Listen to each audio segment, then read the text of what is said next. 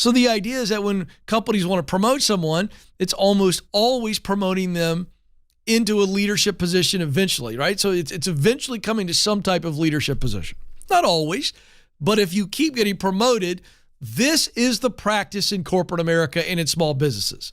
And yet there's a big problem. We take Fred, who's a high performer. Fred doesn't want to lead, doesn't like to lead, and we put him in a leadership position. And we expect everything to be great. Now, how nonsensical is that when you hear it that way? It's pretty nonsensical. Now, there are some of you who want to lead. You crave the position of leadership and influence and pouring into people. But some of you, you've got a feeling like, I am not sure. I don't know if I want to lead or not. And then there's some of you who are saying, I know that I don't want to lead. I just know it. So today I want to talk to those of you that are in that squishy middle, right? I don't know, because I want you to be able to verify, is this just fear because it's something new and unknown? Is this just doubt because you've not done it before? And so you're like, I have some sincere doubt as to whether or not I'd be good at it. Well, those are legitimate feelings, by the way. And so it is that person, those feelings that I want to address today, because I'm going to give you what I believe is an actually extremely simple way of verifying whether or not you're cut out to lead. Because leadership is a skill that can be learned. It is a skill, but I believe you got to have some core talents. So I disagree probably with some people that I love and admire who will say things like, leadership can be learned. Yeah, it can. But leadership cannot be executed upon if you do not have the talent. And some of you just don't have the raw talents to be able to turn into sharpened skills to be able to be extremely effective at leadership. And that's okay. But we've got to start to understand this individually so that we have the courage to go, hey, I appreciate the opportunity for promotion, but I don't want to lead. Here's why. I'm going to give you the tools to be able to have that conversation, first with yourself and then with others. And then can I speak to leaders for a second in organizations? You've got to get out of this default mindset that anytime we promote somebody, we take them into leadership. More on that in a second. I want to give away the two things, and I'm going to kind of unpack this for leaders, kind of a little bonus content to go, okay, how could you promote somebody without putting them in a leadership position? But let's just talk to those of you who are in that squishy middle. I don't know if I'm cut out to lead. Two ways to know. Number one, do you have the raw talent of working with people? You don't have to be great at working with people right now. And you don't necessarily have to be good at working with people right now. But underneath whatever is holding you back in those areas, it could be just experience alone. You have what I would call the raw talent, the people skills to be developed to where you could be really great, and I use the word great intentionally, working with people.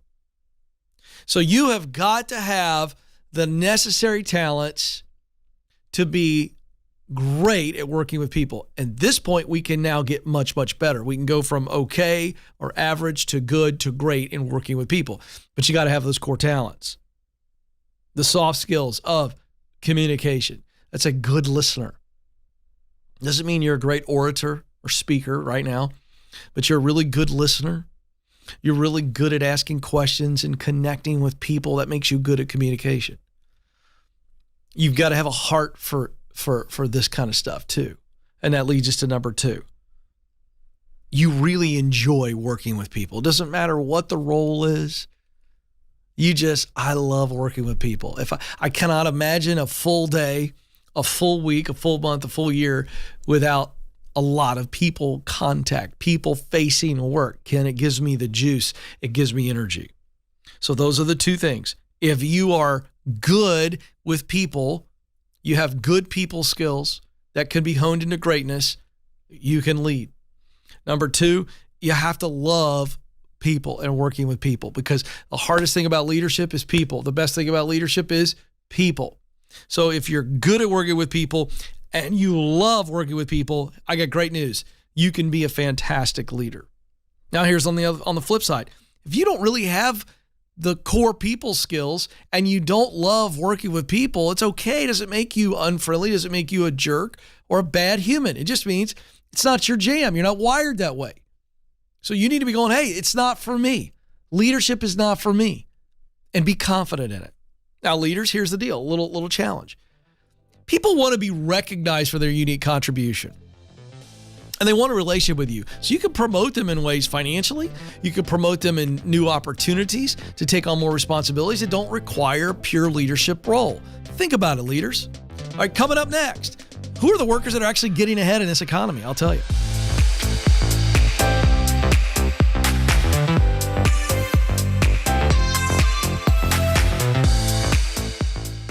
So you just landed the new job. Congratulations. You've made it past the interviews and now it's time to onboard with excellence. That's why I created How to Stand Out at Your New Job. This free checklist will help you succeed from day one and may even help you get promoted. These practical steps set you up to add value, help your team win, exceed your leaders' expectations, and ultimately set you up for a successful transition. To get started, just go to kencoleman.com/new.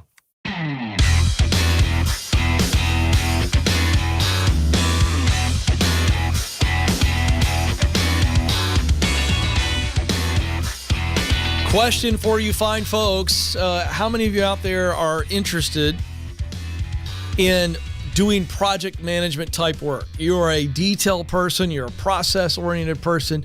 You are driven and motivated by efficiency and excellence. If that's you, or maybe you're just going, I'm in project management, but I'm new to this and I want to get some ninja-like skills. I've got news for you. We have our 3-week course. It's I believe our third or fourth offering. I can't even keep up. I think it's our fourth offering of what we call Project Management 101. This is a great course because of the versatility that being good in project management provides you. So for some of you who want to get into it, this will help you. For those of you that are in it, but I want to improve, project management, I think, is probably one of the most versatile roles in our work economy because I can see a path to COO, CEO, CFO. I absolutely can. A myriad of management and leadership positions because of the vital importance of the role and the skills that it brings, and then the experience it gives you prepares you for so much future opportunity. So that's why it's been very popular. I, along with Brendan Wojtko, our Chief Technology Officer who hires all of our project managers, we're going to teach you the tools and strategies to become an effective project manager. I'll focus on the soft skills side of it, the people quotient, and then Brendan's going to focus on the process part of it and the art form and the actual skills themselves, the technical skills. And then we're going to give you a proven plan to make you stand out coming out of the course so that you can get hired. Spots are limited. Don't wait. Apply now by going to ramseysolutions.com/project. That's ramseysolutions.com/project. Okay, couple of stories I want to get to. Workers in these two industries are the only ones coming out ahead. So there's a little bit of math involved here, but this is pretty fascinating. There are two industries where economists have crunched the numbers. So if you take the pay increases that are associated with these industries and jobs in these roles, and you adjust for inflation, turns out these are the only two industries that are coming out ahead. I'll break it down. First, leisure and hospitality and retail. All right, so quick snapshot for you to understand this, because this is an opportunity for some of you. And maybe you've snubbed your nose at it, and I wouldn't be. Wages and salaries for all private industry, these are non-government workers, have risen by 4.2% between December 2019 and June 2022. Okay? Now, this is before rising prices are considered. This is from the analysis of the Employment Cost Index. Jason Furman is an economics professor at Harvard University. Now, once they put in the inflation numbers, paychecks actually shrank 1.2% over that time period. So that's, again, adjusted for inflation, meaning your increase in pay didn't go very far. Hello, gas and groceries, everybody understands that. But these two groups, leisure and hospitality workers and retail workers, are the only group that came ahead when you adjust for inflation. It wasn't a lot, but they're still coming ahead. So leisure and hospitality workers includes waiters, cooks, hotel clerks. And these folks have been in high demand after we saw those industries specifically get hit hard when the pandemic shut down all of those type of companies. Their wages have grown by almost 1%, 0.9% since December of 2019. That's after inflation. So everybody else had a decrease in pay, adjusted for inflation, of 1.2%. Folks in these two industries came out slightly ahead. Retail workers such as salespeople, cashiers, customer service reps have also been wooed by employers again because they are staffing up coming out of the pandemic. So this has led to a nice bump in wages for those folks. Employment in this sector of retail is 208,000 jobs above where it was in February 2020. So that's quite a rebound. The overall economy has regained all the jobs it lost during the pandemic, but leisure and hospitality is still 1.2 million positions below its February 2020 level. So while retail has come up and added jobs, still 1.2 million positions available in leisure and hospitality. So I share that with you to say, hey, that industry is still desperate. And I mean desperate to get good workers. And so if that's something you've always wanted to get into, that could be a very good ladder for you. So I would be looking into that. All right, now I want to take on what I feel like I'm always taking on this, the fear of headlines and how the fear that is induced by headlines, if not kept in check, actually comes back to bite us. On Wednesday, the Institute for Supply Management, so think supply chains, this is a huge indicator for the economy, released its latest survey on business activity in the services sector. So any type of service, goods, services. So this is kind of an update on where do we stand right now. The closely watched report showed activity in the sector, which accounts for 80% of the GDP growth, and that's what, again, they're looking at GDP as it relates to recessions, expanded at an accelerated rate in July. So here's another one of those things, Alex, where you've got, recession, and then we added 500,000 plus jobs in July. And then as you look at supply management, how are the service sector? What are they doing? Are they up? Are they down? Well, they expanded. So that tells you, folks, that consumer demand is still high.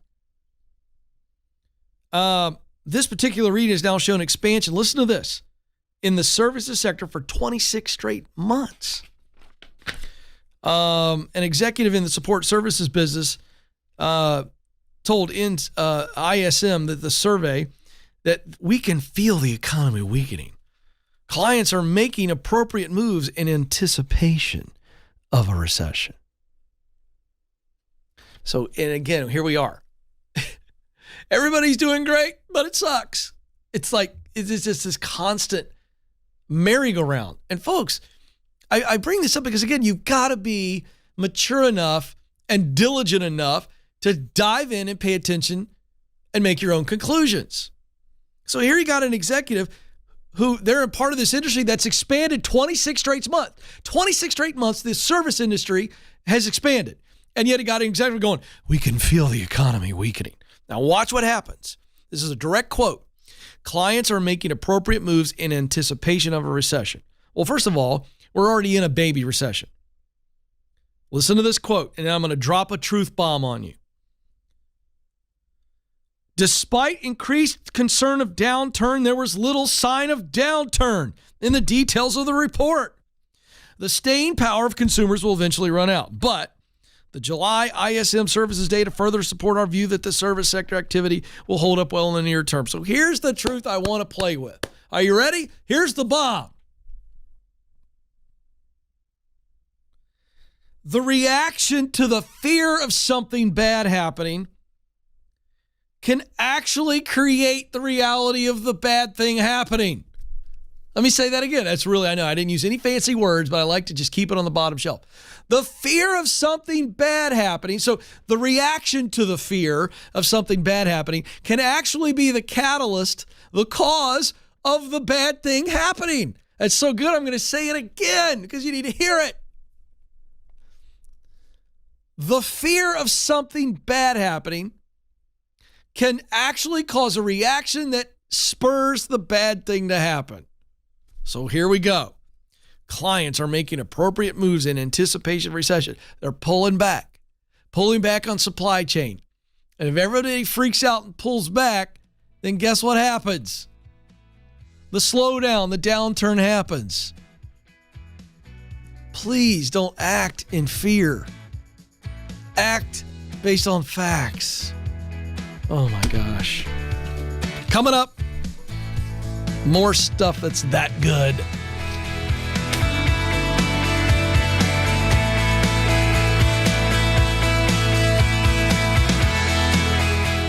Did you know that just like a product, you have a personal brand? It's the image or impression others form about you based on your interactions. And whether we realize it or not, our personal brand impacts opportunities to grow in our careers. That's why our team created the Personal Brand Survey. It's free, and it will give you personal and professional feedback so you can own your strengths and uncover any blind spots holding you back. To get started, go to kencoleman.com/brand.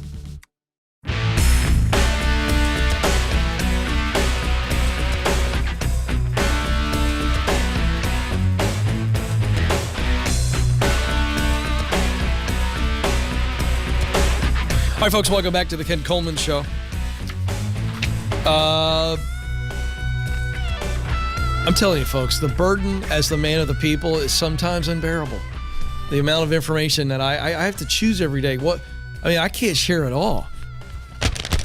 But we keep on going here. Okay, so now I got to focus on this because I think this woman that I'm about to share with you about it represents a lot of you, and I think this is going to really help some of you, set you free. At least that's my hope. So this is a Business Insider article, and they're focusing on this lady named Sharon. And Sharon says, and this is their headline: "Meet a great resignation quitter who thinks the whole movement is a lie." Well, first of all, it's not a movement; it's just a phrase that economists gave to the honestly, to the season that we're in, where we've had, ready for this, 12 straight months of over 4 million people quitting their jobs. So it's not a movement where people are going, hey, let's all resign. You know, like the Tea Party was a movement. This is just a trend. So first thing, so she's like, it's a lie. Well, relax, Sharon. So Sharon was like a lot of people. She sought a new job in the hot labor market, but she said she still feels exploited in her new role. Sharon's in her late 30s, and she did not reveal who her employer is, but she works in the mental health field. She's been in the workforce for over 20 years. When the pandemic hit, her workplace went remote. She took a leading role in the firm's transition to the all-remote work. A lot of stress there. She was the lead on the charge. Did a good job. Got compliments. This is her account, but not a higher level role. Did not get promoted. She said that took a toll on her, and I understand that. She said, I did start looking for new positions when it became clear I wasn't going to advance. And again, I have no problem with that either. Again, I think this is becoming, I believe, the key issue as to why people leave. And a McKinsey study that I reported on the show recently bears that out. People want an opportunity to advance, to make a better life. And the money comes with that. So it's like, well, what about money? Well, if I'm growing and advancing, guess what? I'm getting paid more. So when people answer these surveys, I mean, you could turn a survey result into anything you want to, but that's at the core of what's going on. I've said this, leaders, you better start to realize that the game has changed. And you're losing if you aren't addressing what I believe is the core desire now in the workplace. I want to see a track for a better life as a result of this job. Anything short of that, I'm looking and I'm probably leaving. That's the reality. She goes on to say, but while she felt her resume was the right fit for the places she was applying to, she wasn't getting any callbacks or interviews. That's because she was playing the resume lottery.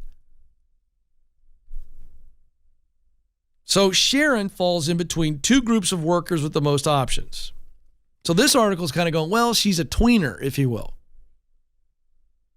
I don't think she's a tweener, but let's play this out. It's fascinating.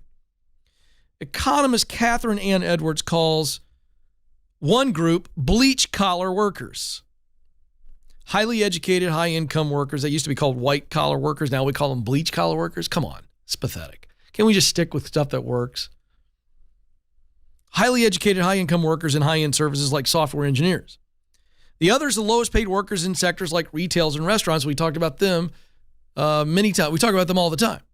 Right? They're winning. Retail workers, restaurant workers, great opportunities right now. And these people went from having no power at all to a whole lot more when restaurant workers and restaurants and retail outlets were like, hey, we're having a hard time getting people. We better start offering more than we have in the past. So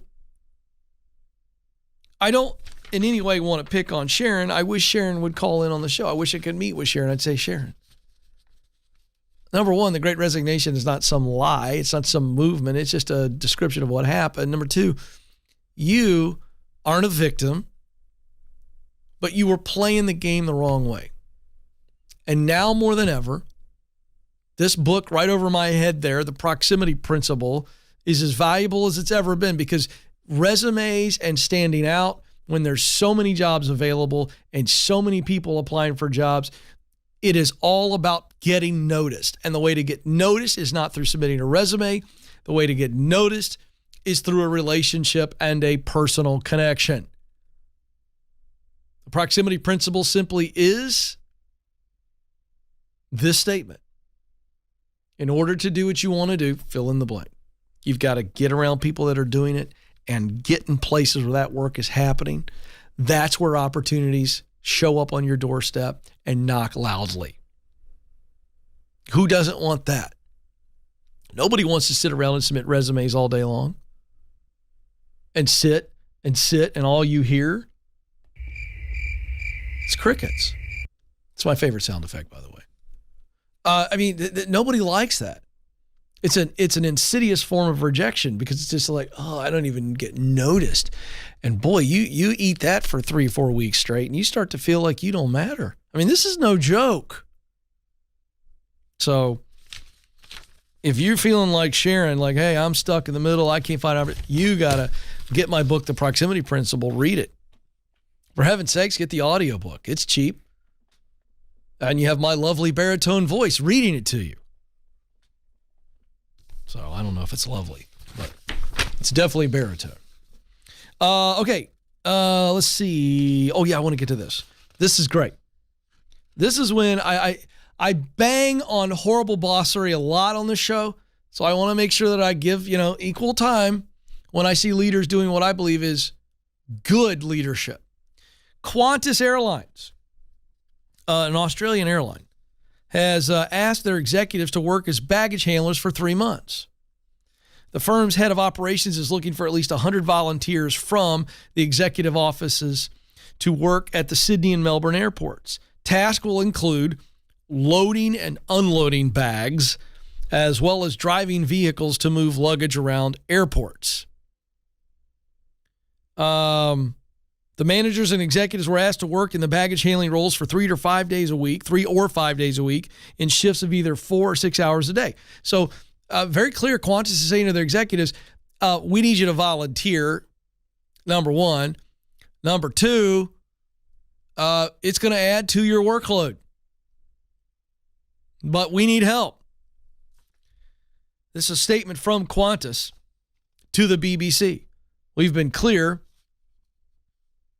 that our operational performance has not been meeting our customers' expectations or the standards that we expect of ourselves, and that we've been pulling out all stops to improve our performance. As we have done in the past during busy periods, around 200 head office staff have helped at airports during peak travel periods. Now, I applaud this. I love in the statement, we have been pulling out all of the stops to improve our performance to serve our customers. You understand that the end game is they go out of business. Any business has an end game, and it's we go out of business, right? Or we exit, we sell, right? And in this case, the Qantas executives have done this before when they've been in peak traveling seasons. Hey, all hands on deck. All hands on deck.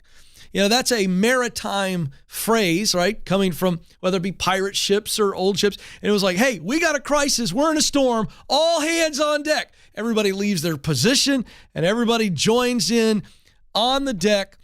Why? Because it's about survival. Survival. And I don't think it's too much to ask. And I think it's a fantastic leadership decision to say, hey, we need you to step up. You are the leaders of this company. We need you out driving the baggage trucks. We need you loading bags on the thing for people. This is a leadership issue. And I think this is a fantastic decision. Bravo, Qantas, for showing real leadership. This is the Ken Coleman Show.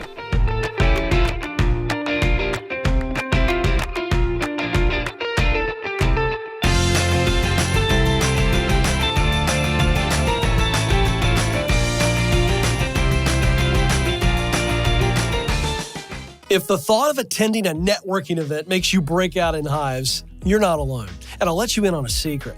Networking in the traditional sense doesn't work, but genuine connection is all about relationships. That's why we created Networking the Right Way. This free guide is the low-pressure, high-impact way to overcome the awkwardness, build real relationships, and turn your connections into opportunities. To get the guide, go to kencoleman.com/network.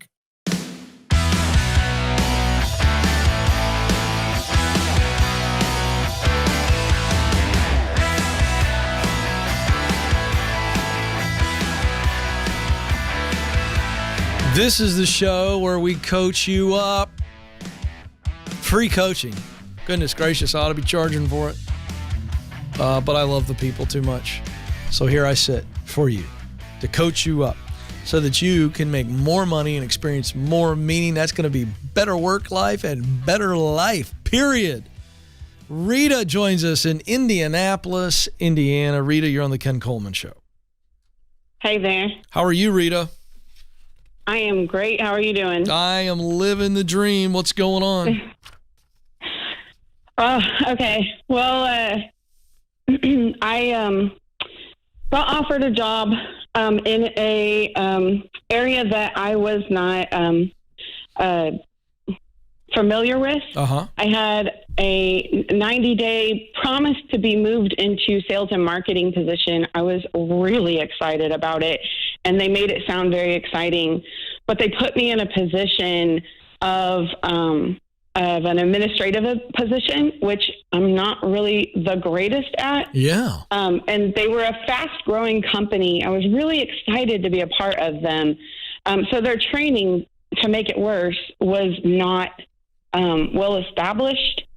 And it left me for 90 days. I just kept feeling more broken down, and with a lot of questions and just waiting for that move that I was promised. And every time I had a conversation with my leader, the man that owns the company, I was left with a gut punch, just kind of wondering where I stood, because there was just something in me that told me I might not be getting what I'm promised. Yeah. And then on my 90 days, I sent him and the leadership team a text. I was supposed to have a Zoom call with them, asked what exactly we were going to be talking about so I could be prepared for the conversation. And he sent me in return that we were going to be looking at moving me into the sales and marketing position because we had now trained someone to be in my position and that I was currently in. And when I got on the Zoom call, it completely changed. It was nothing about the sales and marketing position. It was my 90-day review and them telling me that they didn't have sufficient training to move me into sales and marketing, and they didn't feel that I would adequately be able to train myself in that. And just basically demoting me to a position where I wouldn't even be able to come to work every single day, just to a screening role for their company. Oh, nice. And I literally feel like I was already kind of being deflated the whole time, but I feel like I was KO'd that conversation. They squashed you. They literally squashed you. So squashed. Yeah. Well, there's good news and bad news. Which one do you want first? Bad. Okay. The bad news is that you've been squashed. You have no air left in you. You feel lied to. You feel devalued. There's just a whole lot of yuckiness that happened in this deal. And that's the bad news, is that it's a wound. It's a bruise. The good news is that will heal and you're going to be stronger as a result. That's the good news. That. The good news is you're going to come out of this experience with so much knowledge and wisdom to where I would feel very confident suggesting that you'll never be in this position again. You've learned some things. One tactical thing I want to make sure that you learned, and by calling it out, is that it's never a good idea to take one position that you absolutely have not much talent in. Those are your words, not mine. It's not a good fit for you from a talent and passion standpoint. If you had the talent for it, then that would be what I would call a calculated risk. I'm good at administrative stuff. It's not my jam, but I'm good at it. I know I can win in the role until the 90 days comes up. That's a calculated risk. You took a crazy risk by taking a position that you should have never put yourself into. I'm not getting on you. I'm just saying that's the key lesson. Right. Don't put yourself in a position where you're beating yourself up every day because you suck at it. I mean, who wants to go do something they suck at every day? You talk about demoralizing. So I think coming out of this, I'm going to give you two things. I'm going to give you my Get Clear career assessment, and I'm going to give you my book, From Paycheck to Purpose. Because you need to figure out what your mountaintop is, and then we go, what's the best way to get at the base of that mountain and work my way up? But I got to be in a position, no matter what, where I'm good at the work while I'm paying my dues to get the work that I want to do. Thank you, Rita. This is the Ken Coleman Show.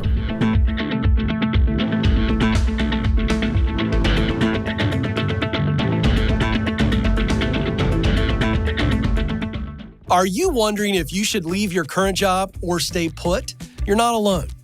That's why we created the Should I Quit My Job quiz. In just 5 minutes or less, this quiz will help you determine if you're at the right company and if you're in the right role. If you need to make a move, you'll even get practical next steps to keep you moving forward.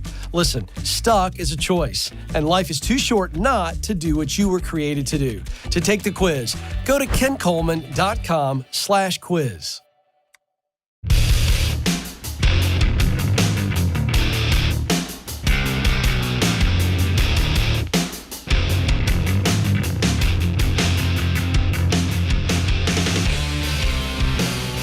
All right, folks, coming up in a matter of seconds, I'm going to break down this Trump raid, and it's not going to be political. It's going to be professional. But I'm just warning some of you Trumpers right now, you're going to have an open mind. Don't get your feelings hurt, okay? All right. Have you ever had that moment when you discover something new and it changes your outlook? Maybe it was when you picked up a new hobby or moved to a new city. Well, that can happen with your work. I mean, talking about seeing a whole new way of working and a whole opportunity for a better life. I believe there's an awesome job out there made for you, and my friends at ZipRecruiter can help you find it. They're like your personal recruiter, pitching your profile to employers and sending you jobs that match your skills and experience while you do your life. With ZipRecruiter, that awesome job could be right around the corner. Check them out today at ZipRecruiter.com/Ken, ZipRecruiter.com/Ken. Ken. Okay, going to get to Michael, who's on the line in the Big Apple in just a moment. But I felt compelled. When I see current events, and I'm a man of the people, that means I'm always paying attention to the world in every area, looking for an opportunity to teach you, guide you, give you a competitive edge. And I just want to say something, because we have a lot of people quitting. We have a lot of people who want to lead, and there's a leadership lesson and a quitting lesson in the whole story that blew up yesterday. And if you've been under a rock, the story is the FBI raided Trump's Mar-a-Lago home in West Palm. And so now you got your people on the right that are upset. You got your people on the left. That's all they can stink and think about. It's all they think about is this guy. By the way, he's gone. That's all they talk about. And so everybody's up in arms, and you can't even mention Trump without, you're going to piss everybody off. So I'm wading into this from an objective standpoint. Here are the facts that I know that have been confirmed. Earlier this year, Trump had to return 15 boxes of documents that were improperly taken from the White House. The National Archives and Records Administration raised a flag questioning whether or not it was legal for those to be taken, and Trump returned the boxes. Okay? Now, here's what we also know. Just hours before the agents did show up at Trump's residence, whether they should have or not, I don't care. They did notify Secret Service, and so they go in there, and I guess they cracked his safe, all these things. Here's the takeaway. Okay, there's a leadership takeaway and a professional takeaway as it relates to quitting. Number one, there's an old phrase that my mom and dad used to mention to me, and it's held true throughout my life as I observe my life, other people's lives. Where there is smoke, there's fire. And so the opposite is true. If there ain't no smoke, there ain't going to be a fire. Well, they did a witch hunt. Well, you know what? The Republicans went after Hillary too. So this is both sides of the aisle, right? I think Hillary and I think Trump come from the same ilk. I really do. I think they're both so crooked that when they die, they're going to have to screw them in the ground.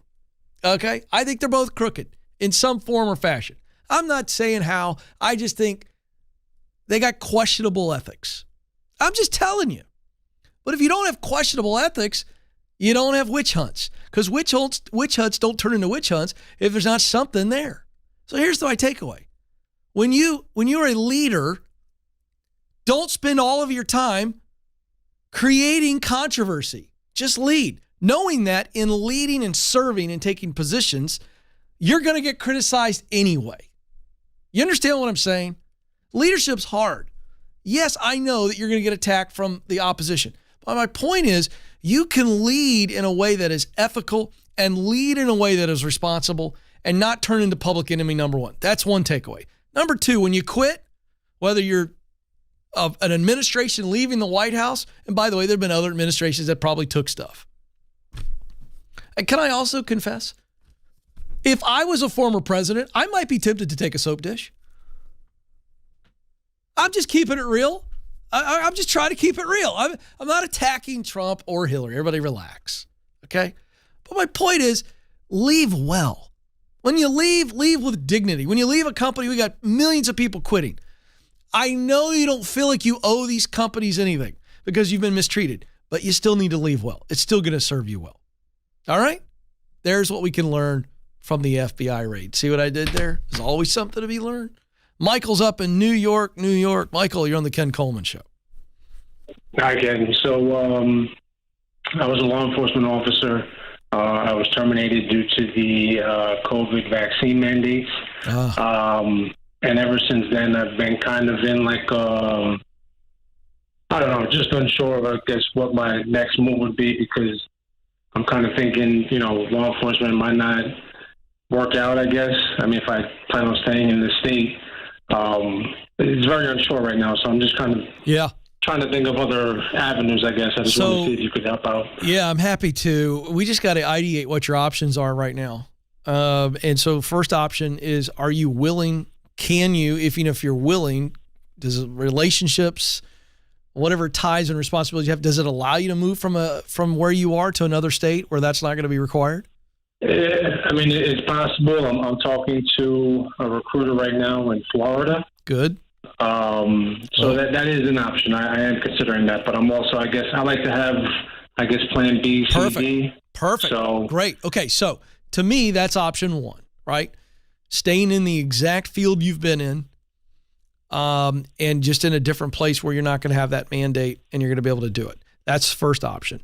Option two is we begin to go, okay, what is transferable from being in law enforcement?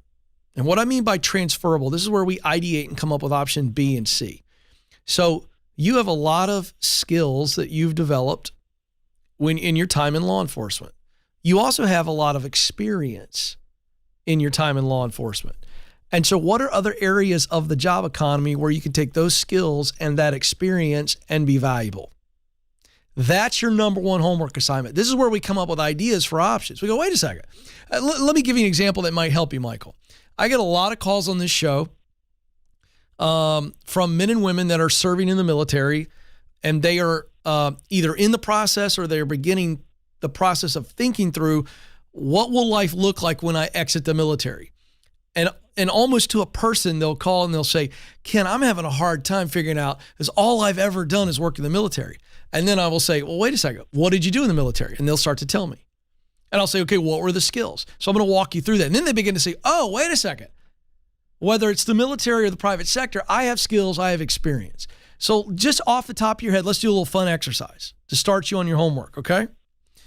What are the top skills that you have as a result of your time as a law enforcement officer? Communication. Great. Give me another one. Attention to detail. Great. Let's call that I'm going to call that organization just to give it a one word. Okay. What else?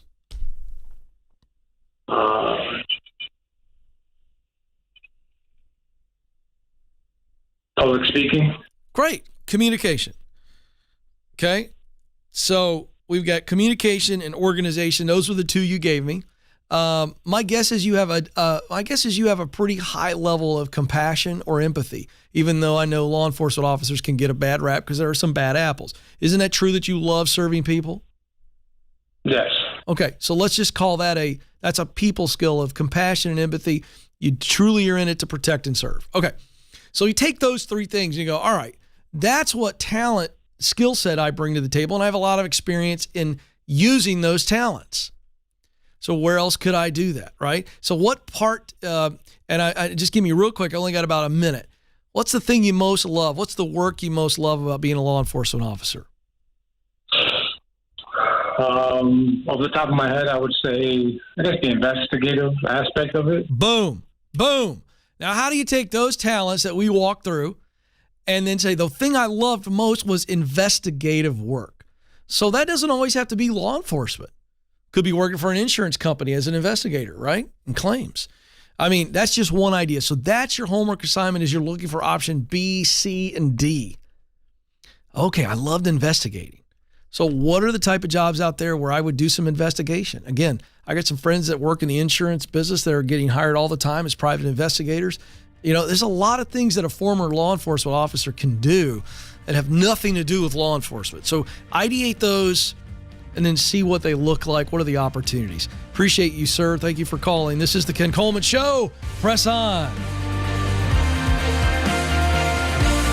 Thanks for listening to the Ken Coleman Show.